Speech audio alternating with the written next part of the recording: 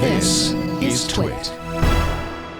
Apple is planning to offer a giant iPad. Production is set to start by March, according to unnamed Bloomberg sources. Steve Kovac is a senior tech editor for Business Insider and joins us now to talk about the giant iPad. How you doing, Steve Kovac? Good. How are you? Now, no tablet larger than the current 9.7-inch iPad has ever succeeded wildly in the market. Why would Apple want to ship what is essentially a 13-inch iPad? Yeah, what I read this as, it's a play to really tap into that market that devices like the Surface and other Windows 8 tablets haven't been able to, and that's create like this dream device that replaces both your tablet and your laptop. And, you know, we've already seen that iPad sales are declining, and part of the reason is, one big theory behind that is that people are realizing, hey, I don't need a laptop and a tablet and a phone when the laptop and the phone does just fine. So they're kind of, the way I read this as, it's this giant device kind of like with more focus on productivity. And if you kind of like read the tea leaves of the things Apple has been saying and doing lately, you can really see it as sort of an enterprise play. You know, Tim Cook has said that he does 80% of his work on the iPad. There's that big IBM deal where IBM is going to start selling iPads to big companies. And then you start seeing Microsoft Office finally arrive on the iPad. And then innovative startups like Quip, you know, they're figuring out how to do documents and so forth differently on a tablet. So there's this real big push to make, to really fulfill that promise that we got 4 years ago when the first iPad came out, that this could be a new productivity tool that will eventually eat into your regular laptop usage, which hasn't quite happened yet. So a big screen could really solve that. I have a question for you, Steve. Sure. Just curious, you know, Microsoft has already kind of done this with the Surface Pro 3, saying this is the tablet that unapologetically wants to replace your laptop. So if Apple's kind of doing the same, what does it have to do differently beyond just making the tablet bigger in terms of design, aesthetics, and things like that?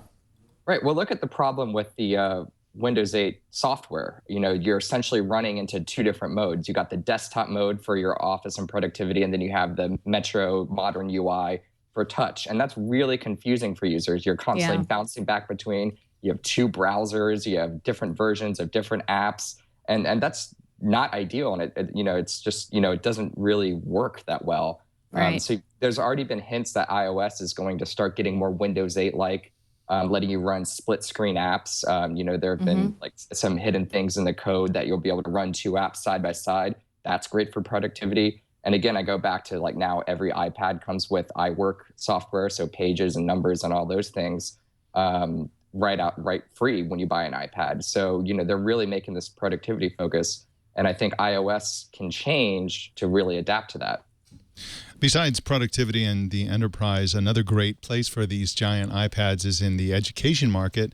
They are losing ground nowadays, it seems like to me, to the Chromebook, which has got a keyboard. It's kind of more compelling in multiple ways, one of which is cost, another of which is the fact that it's cloud-based and super easy to maintain.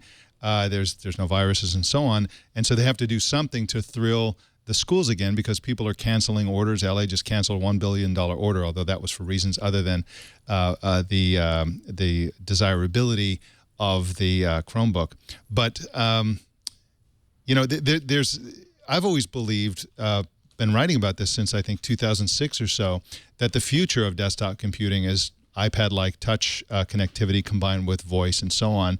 And I've also believed that Apple has believed that as well and has been slowly, they know that the hardest thing to do is to change user behavior, so they've been slowly acclimating people to the idea, not only changing iOS, as you mentioned, but also changing OS X with all kinds of tablet-like stuff inside. Microsoft seems to know that as well. They tried the Metro UI, didn't work out so well so far. But it seems clear to me that within 5 years or so, you know, every executive will have essentially an iPad the size of, you know, a big screen TV in their office that pivots and so on. Or do you think it's too late? Do you think we're kind of stuck with keyboards and mice forever? We've had them for 35 years. Do you think it's possible to actually change human behavior and what people will accept? I don't think it's too late. I mean, you totally nailed it. OS X has been getting more iOS-like for the last, 2 or 3 years or so. You know, we're seeing the same apps. appear on iOS, the same kind of notification center and so forth. So yeah, they are kind of training us and weaning us off the desktop because they really do believe this is the future of computing, as you do. And you can also look at it. There have been reports for years that eventually MacBooks will start running on ARM processors instead of Intel. So that's another hint at how they're thinking, 5 or 6 years down the line, and how we're going to be computing then. And I think it's really interesting that no one has quite nailed it. We all would love that kind of dream device that acts as everything in one, a tablet and a MacBook or a laptop, and no one's like really created that perfect solution. So, this is kind of a chance for Apple to redefine what a laptop can be and a tablet can be. Presumably, they also have to try and get the physical accessories right as well, because we're so used to just, typing on a tablet. But the idea of somehow maybe taking the case that flips over and turning that into a keyboard, I'd love to see what Apple and Johnny Ive eventually come up with to make that tablet-style keyboard that makes it easy to use the tablet as a laptop to help us make that transition as part of that user experience.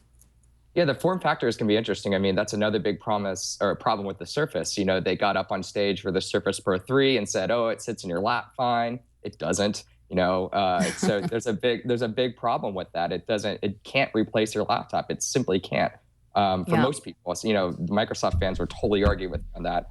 But the bigger point is, the form factor is very important, and it can't just be a big iPad because no one wants to lug that thing around.